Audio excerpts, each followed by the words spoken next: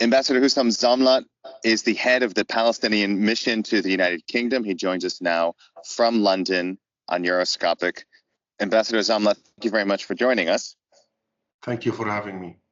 Before we ask a question to the diplomat Husam Zomlot, we'd like to ask a question to the person Husam Zomlot, which is very simply, how are you doing?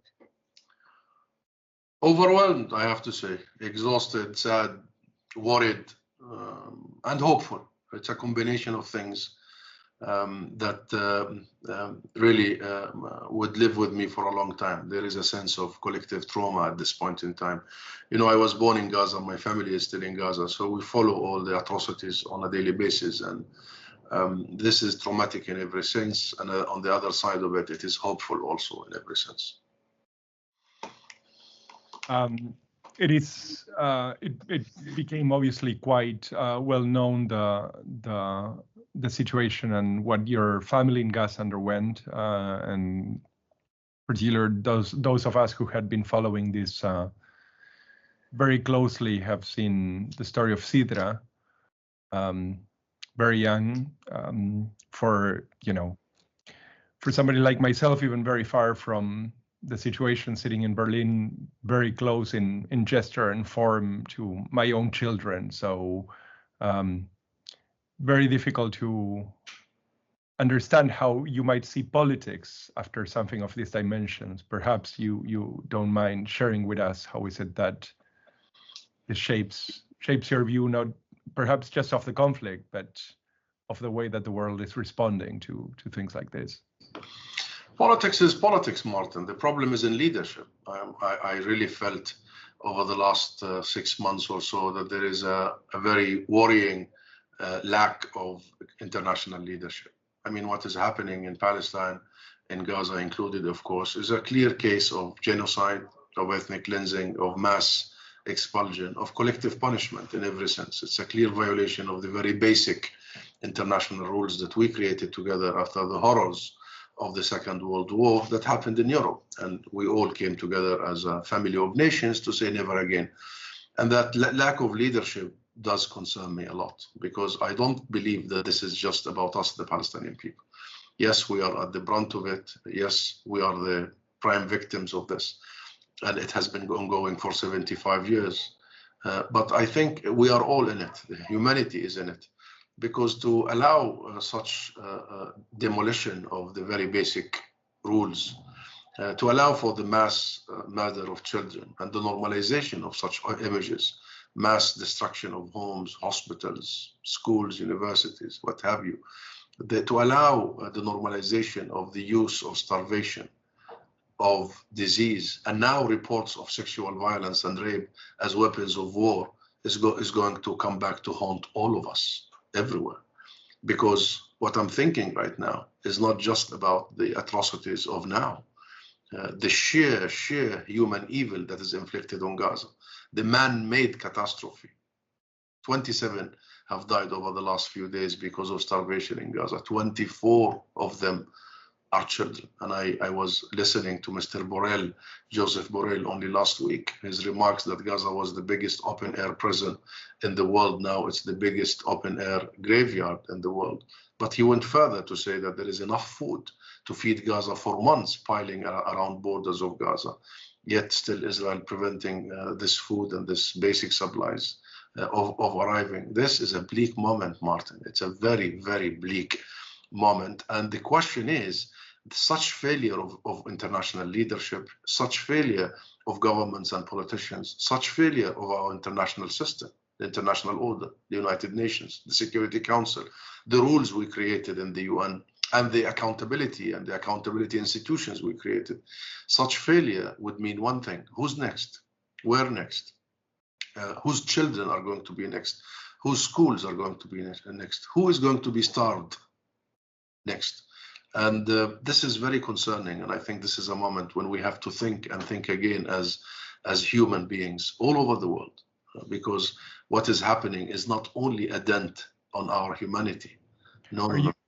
Are Are you surprised by the sea change in public opinion? I mean, it seems that it has focused. Maybe so. I think it's clear that there is a failure of leadership, and I think that it's seen with stark clarity when you look at the U.S. But I think that there is also an incredible sort of swell of support for the Palestinian position among publics across the world, including the Jewish community in many countries, particularly the US, where 40% of people under 40 now sort of strongly and clearly stand with the Palestinian position. Is this something that surprised you?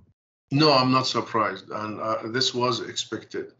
Number one, because of the level of and the sheer evil, atrocious, murderous attacks on our people. Number two, because of the heroism of our people. This is the first time in history that a genocide is being documented in real time by the victims, by those who are being executed.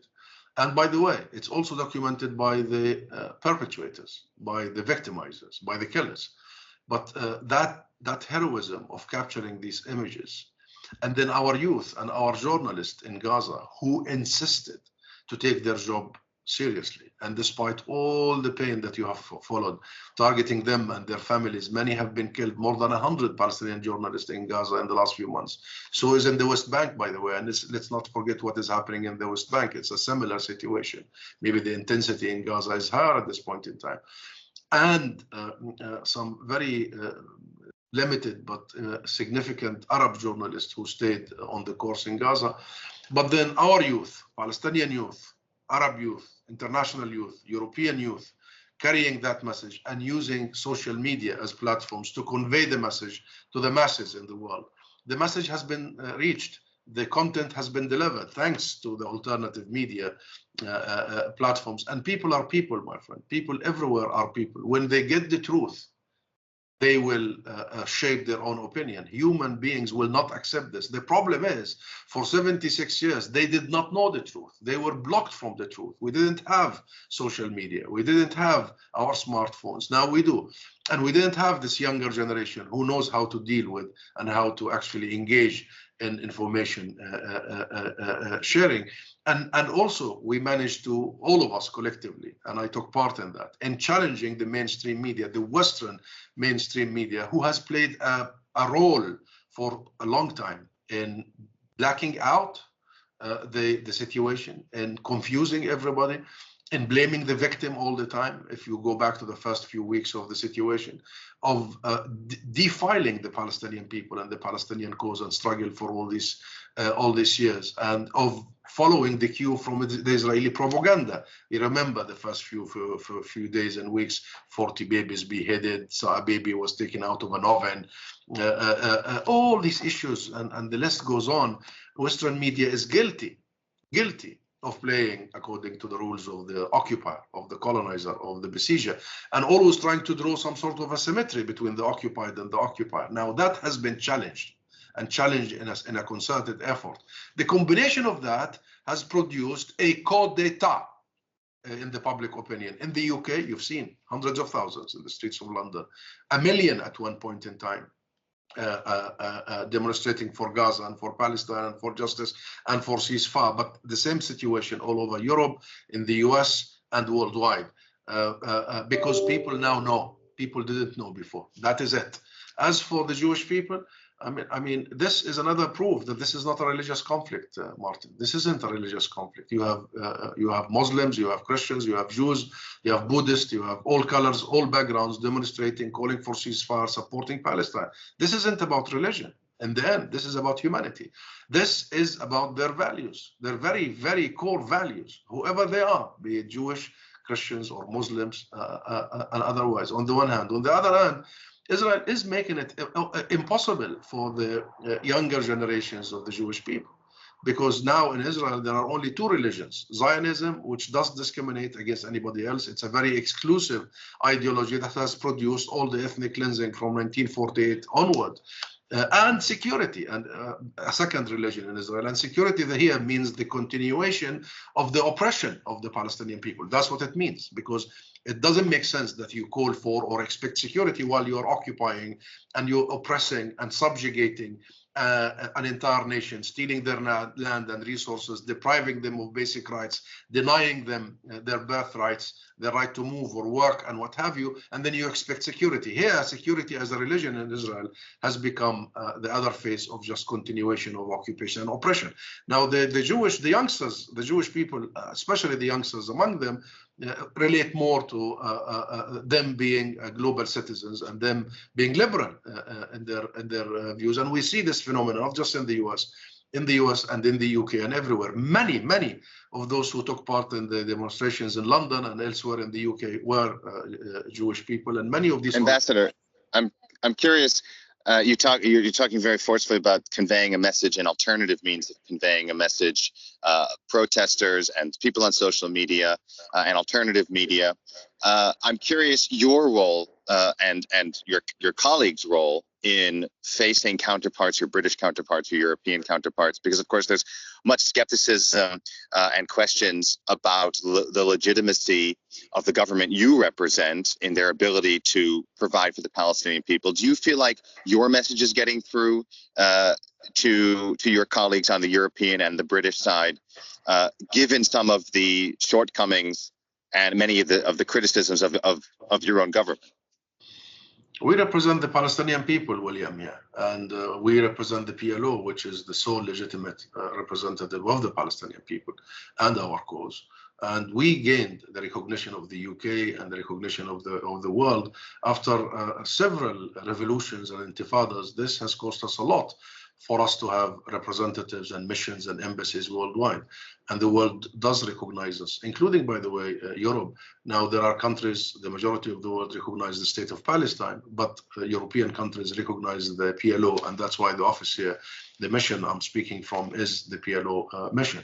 And we speak on behalf of all Palestinians, and we have done a lot of challenging from day one. The Western media here started with gaslighting and distraction and just wanting to talk about anything but the actual root cause of all this, the occupation and the colonization and the besiegement and the apartheid that has been documented by British human rights organizations like Amnesty International, and before them the US-based human rights organization B'Tselem, Israeli human rights B'Tselem, and the Human Rights Watch. Now, the message was very clear. We did not allow these media outlets in the West here to actually divert, distract, and continue to play their game. We stopped them short. Their game was very clear for us. They stripped everything out of context, as if history has begun on the 7th of October. They did not want to give real historical context, and historical because the UK, Britain has a big part to do with this, and Europe at large to start with. And they just want to focus on the reactions rather than the actions that has lasted for 75 years. And we wanted to make sure that they don't mix the cards here, and that we talk about a people's struggle that has been ongoing for 100 years. And that struggle is for liberation, is for emancipation, is for liberty, is for equal rights like all other nations. And we wanted to simplify the message so the people did it, and I believe they did. Big part of why we have the change in the public opinion in the UK and elsewhere was our ability to convey the message as is, and to challenge a business that has gone on for a long time of just flipping things upside down and always blaming the victim and always starting from a security point of view for Israel, and a very racist sort of narrative by the mainstream media, whereby they only invite us when there are Israelis being harmed. But when Palestinians just a day before or a week before are harmed, it's not a major issue. And number two, whenever they actually interview Israeli officials or ambassadors, spokespeople, they never ever ask them to condemn the atrocious acts by their government that has been happening for decades. But we get the question, which tells you that they think our blood is less important, our lives matter less, our children's life matter less. That all of that was challenged, and I think it has contributed to a change in the public perception in the UK, in Europe, and elsewhere. I want to ask you, there's been most certainly a failure of leadership. I think that this is clear, and it's visible certainly in governments which are in place. But there's also been a massive effect on the center left across Europe and the US. I mean, in the US on the Democrats, with really a very serious, I mean, Gaza has really put, some serious dangers. I mean, it has put like essentially the Biden campaign at peril, and very likely has also made a massive dent on labor in the UK. The problem is obviously that the alternative to that are political groupings that probably are a lot less sympathetic to the Palestinian position. How concerned are you by the possibility that, say, the Muslim community of Michigan in the US might stay at home, and we might end up having a major role in re-electing Trump, or that we might actually see a prolongation of the Tories in the UK, precisely because Labour cannot actually amass enough votes, or they have not been seen to be clear enough in their message concerning Gaza? If you allow me, Martin, this is not really the question, because people have the right to elect whoever they want to elect, and we haven't seen that much of a difference between the so-called political right in the UK or in the US, Trump, conservative government, or political left, Labour, Democrats. We haven't seen. You followed the positions of the oppositions here and the administration in the US. We didn't see much really difference, and the Biden administration could have stopped this from day one, and the Biden administration could have prevented Israel from committing these atrocities simply by stopping the arms exports. Israel is out of arms already, and they have a delegation in Washington now to bring back arms so they can resume the killing of our children and babies. And so does Europe, by the way. Europe's position from day one, both sides, right and left, so-called, the divide, was off balance. From day one gave carte blanche, day one, 7th of October, carte blanche to Israel, under the pretext Israel has the right to defend itself. And look what happened. It was interpreted by this most fanatical government in Israel as a license, a green light to commit the genocide and the ethnic cleansing. And therefore, the real question here is this: is Palestine becoming an issue that affects domestic politics everywhere? And the answer is yes. In the US, in the UK, in Europe, and everywhere. And you know what? The change in public opinion will continue to do so, and will add to that. And therefore, for the first time in a long time, Palestine is becoming an issue that the voters decide their vote according to the behavior and the performance and the policies and the visions of the leaders they are going to elect. If they are in line with their beliefs about Palestine, they will get their votes. So the change is that now politicians cannot, as it was the case for a long time, cannot get away with a bad policy vis-a-vis Palestine, which is a welcomed change. Ambassador, picking up on this idea of failure of leadership, it's very clear how Israeli leadership has helped lead to the situation we're in and perpetuates it.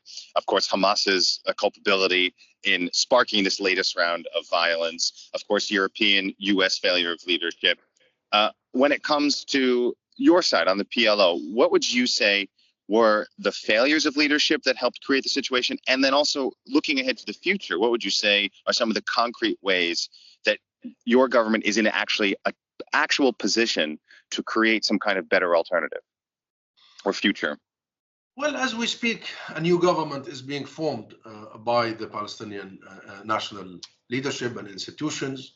A new prime minister has been appointed, and this government will have key mandates. But the key idea behind it is it's a government for the Palestinian people inside the 67 areas in the West Bank, East Jerusalem, and Gaza. We have one government that cares, protects, provides for the entire people, that unites the land and the polity of the Palestinian people.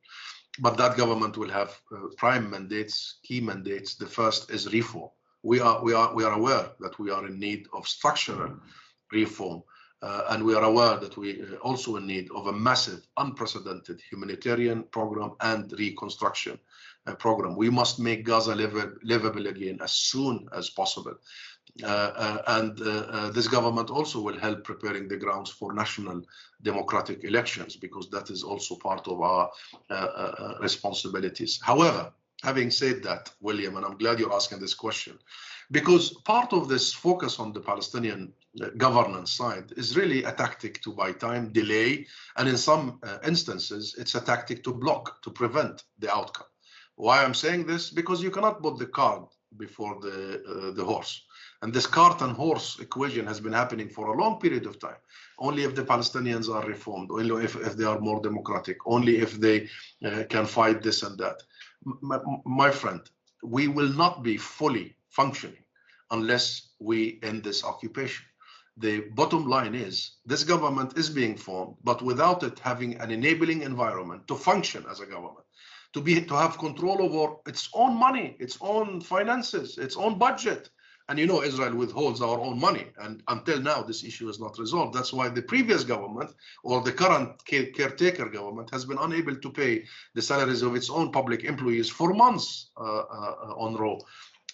We need to create the enabling environment, and we need to believe that the right to self-determination, our birthright to a state of our own, is not linked to our behavior. So we should behave in a certain manner. Remember, for many years, they were saying, okay, we are measuring and testing the readability. That's the wrong term I just used. How the Palestinians are ready for statehood. What do you mean we're ready for the statehood? This doesn't happen anywhere. People, if there are people and they live on their land and they define themselves as such and they continue their struggle for liberation, people have that right irrespective. However, there is a consensus among the Palestinian people, consensus, political factions, then once we get our state, that state has got to be egalitarian, democratic, provide for all its people, the separation of power, the freedom of speech. We Palestinians pride ourselves of being an exceptional nation, of being diverse and united at the same time. And you know our history. Our history proves that we can be an example of coexistence and of tolerance in the region and a bridge between East and West. But to expect that governance will be perfect under the boot of an Israeli occupier that does not allow you to control anything and steals your resources and prevent you from any movement and divides you, not only between the West Bank and Gaza geographically and politically, but inside the West Bank. I just returned, and you will see that though they have divided the West Bank into cantons, into concentration camps, completely encircled by walls and checkpoints. And therefore, the real question is, the first day you have a government that is able to do what the Palestinian people demanded to do and expected to do would be the day when Israel ends its occupation. Until then, we will have to do all in our best to make sure that we provide for our people until the moment of liberation arrives. Given that those circumstances, given the ongoing occupation that does not appear to be ending anytime soon, if anything, it's getting worse with the expansion of settlements, would you worry then that any kind of effort to have a democratic election to confront Mahmoud Abbas's ongoing position in power as a means of showing democratic legitimacy would actually end up empowering Hamas even further? I disagree with the premise of this question, really, because, number one, why do you say that occupation doesn't look like it's going to end? What's this prophecy, William? If it has got to end, it has got to end now. And we have all the energy and the attention and the real proof that this cannot go on one day. And if there is any lesson that we learn from the atrocities in the last so many months, is that we can never go back to the status quo ante. We can never accept to go back to the 6th of October. We must move ahead and turn this tragedy into a momentum towards ending this occupation once and for all. And this begins with an international decision, because our agony that has lasted for decades, William, has begun here in this country, in Britain and in Europe. A decision that was made on our behalf without consulting us, the Balfour Declaration. And then since then, and by the way, of canceling us as a people in the Balfour Declaration, we became the non-Jewish minorities. We, the natives of the land that have lived there for millennia, and the birthplace of Christianity. And that historic bridge between East and West have been turned into what we are not what we are. And since then, international Western backing of Israel has been the prime reason. So we begin by an immediate ceasefire now, permanent and immediate ceasefire, comprehensive, and Europe needs to play a role here. We begin by a recognition, so we uncancel the Palestinian people that began in Europe, a recognition of the state of Palestine, and this is long overdue, and I don't understand, for the love of God, what are we waiting for if you believe in the two-state solution? We begin by using the word "us," sanctions. Some countries in Europe, including the UK, has imposed sanctions on some settlers. This is baby step, but it's a major policy that we need to build it up, and we need to sanction both the settlement enterprise and the state that sponsors the settlements as an illegal entity, that is Israel, the state. And we need to make sure that accountability holds here, because the most important thing, and that's why we're in the ICJ and the ICC, the most important lesson here is the never again. The most important thing is to create deterrence, so this doesn't happen again. And deterrence can either happen by us building our own capabilities and armies, so we protect our children and we protect our women, and we make sure that this doesn't happen to us again, or we revert to international legality and the international judicial system. I prefer the second option. We prefer the second option, and that's why we are in these international judicial organs as we speak. Stop, William, and all of you, to throw it back on us. You know, our program has been in perfect alliance with the European Union program, with the international program, which is two-state solution. For that purpose, we have built institutions like the Palestinian Authority. We have cooperated in every sphere. We have been patient.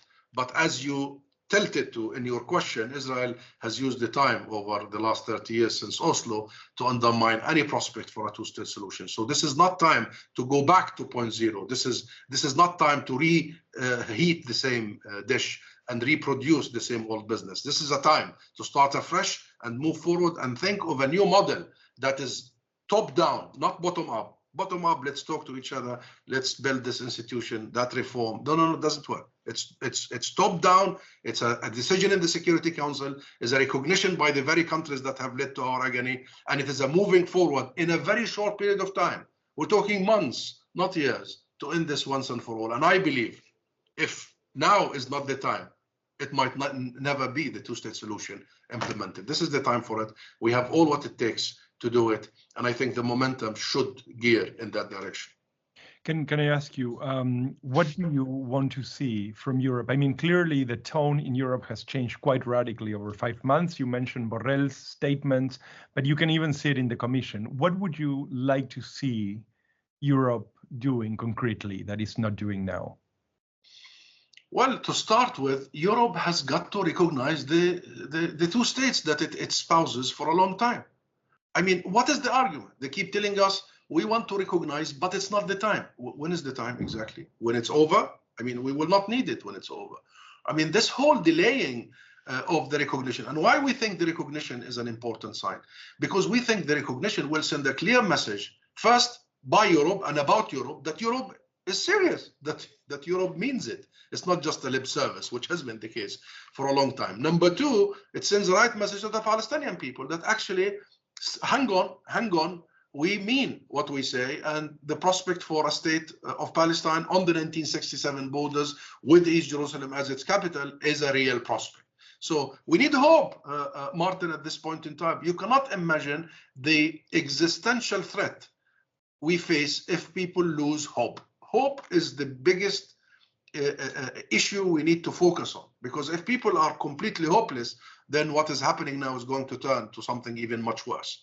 Number three, and finally, it sends a message to the Israeli public and the government and the settlers that this project is unsustainable. We haven't sent that message. Number two, why not to Europe immediately now stop exporting weapons to Israel? This is a responsibility on the European Union, because I know your laws.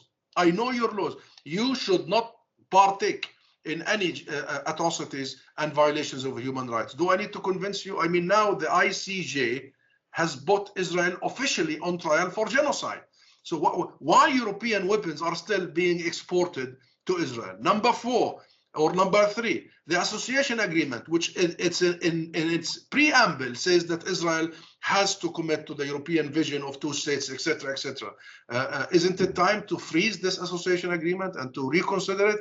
Number 4, the sanction side. There is an array of sanctions that are required and European Union is obliged to do on the illegal settlers. There is no such a thing as a good settler and a bad settlers. All of the settlers are illegal according to European law and international law. Those are very well defined as war crimes. What is Europe is waiting for? Why is it allowing these settlers to come with a visa waiver and what have you? Why is the settlement products are still being imported by European countries on European shelves and supermarkets? And they say we label it. What do you mean you label it? You do not label illegality. You ban illegality. Do you label, Martin, do you label the ivory products? No, you don't. You ban the ivory product and what have you. And the list goes on for actions that the European countries and the EU institutions are committed to do as per their own commitments to international law. None of this is happening. It's always too little, too late. And this is a moment, because I believe Europe is the most significant part of this. First, because Europe has led to where we are. Europe has something to do with the Jewish people and something to do with the Palestinian people, Martin. And I don't want to go further in this. And Europe is bounding us, is bordering us. So anything happens will affect Europe immediately. Europe is the biggest trading partner to Israel. So the biggest leverage is with Europe, not with the US when it comes to the economic side. And Europe is the biggest donor to the Palestinian people. So also Europe has a leverage on us. This leverage is not used. Okay, good that we hear statements, but statements are not enough. The Israeli government, which is the most fanatical government in the history of that country, with Smotrich and Ben-Gvir, they hear European statements and they laugh. They simply laugh. This is time for action, and enough is enough. Mr. Borrell can describe the situation as much as he wants, but Mr. Borrell is not the UN human rights sort of chief. Mr. Borrell should not just explain or expose the situation. Mr. Borrell should take action. So that leads me to, I think, our final question, which goes back to the first question where you said among the trauma and sadness and anger and grief that you're feeling, you're also feeling hopeful. And I'm curious, how do you feel hopeful? How is that even possible in this situation, given everything that we know and everything that you've even laid out in our conversation today? I'm feeling hopeful because I see the Palestinian people and how their unity and their sense of togetherness and the solidarity is really inspiring, William. It is. And I see our people know that in the end, we will get where we want to go. I see the new generation of Palestinians. I see, despite all this, our ability to rebuild Gaza and rebuild it in the most impressive way possible. And I see our people in the West Bank, in Jerusalem, our people outside. I'm an ambassador. I go around in the UK, in Europe, in the US. I was the ambassador to the US. And wherever I go, I see the Palestinian people are exceptional in every sense. I see them, the professors, the innovators, the CEOs of the biggest companies you can imagine. Won't you be hopeful about such a population? Won't you be hopeful about the level of education we have? I mean, we have one of the highest per capita PhD graduates worldwide, despite all the atrocities and the agony we have gone through all the years and the decades. I'm also hopeful because Israel has been unmasked in a way that, in my opinion, irreversible and irreparable. And the world has finally awakened. What is this? What is this? How on earth do you justify the starvation of 2.3 million people? How on earth do you justify the mass expulsion and displacement of 1.9 million people? How on earth do you justify the murder, the deliberate murder of 13,000 children? How do you justify this? How do you justify the targeting, deliberate bombing, not airstrike, by the way, no, by mines, of all of Gaza's universities, the 12 of them, all of them gone? How do you explain the targeting of 70% of Gaza's schools stock? How do you explain 70% of Gaza's housing stocks?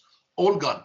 So the world now realizes there is something majorly, structurally wrong with Israel.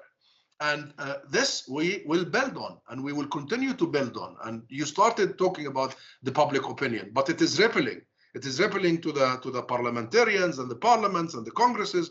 It's going also all the way to politicians. Politicians feel the need to do something. And I am hopeful also, because in the end, and part of your question was the Jewish people worldwide, in the end, it is strikingly clear that Israel cannot continue on this path. Simple as that. You know, let me try to summarize it this way. Our ambition of liberating our land and people, we have the sufficient resources for it. It takes time. It took 300 years for South Africans. And by the way, speaking of South Africa, apartheid, it took the people of the world to end that apartheid regime, not the governments. Just a reminder. It was the anti-apartheid movement that, by the way, emanated here from London. And this is happening right now for Palestine. So you don't want me to be hopeful? Of course I'm hopeful. And also to add to this logic, right now, Israel, on the other hand, has ambitions that it cannot achieve. We have the people of the world. We have our people. We have the legality. We have the morality. We have our narrative. We are ourselves. Yani before the world, we have ourselves. We are a very stubborn nation in the good sense. Stubborn, rooted, and renewing ourselves all the time, a generation after a generation. We embrace our children. So yes, we have more than 17,000 orphaned. Now, the latest international reports, there are 20,000 orphaned. We will not let them in the direction of hatred and trauma. We will embrace them as my parents embraced me. You know, I'm the son of the first Nakba. Embraced me and embraced the previous generations. We embrace the coming generations. But the rapture in Israel inside, because it's not just the Jewish communities also, inside, the rapture about Israel's image will help change the situation, hopefully to the better. So yes, I do see this moment to be historic in every sense. Dear Mr. Ambassador, thank you very, very much for being with us. We really appreciate it. And of course, I mean, you're welcome to visit us whenever you might see it fit. My hope is that you and your family will be well, all things considered, and of course that, you know, we might see peace. We all have children, right? We all share a common concern for the humanity of others, and the images had been truly grotesque. So once again, thank you very much for being with us. Thank you, Martin. It's my pleasure, and hopefully we'll see you soon in Jerusalem or Gaza.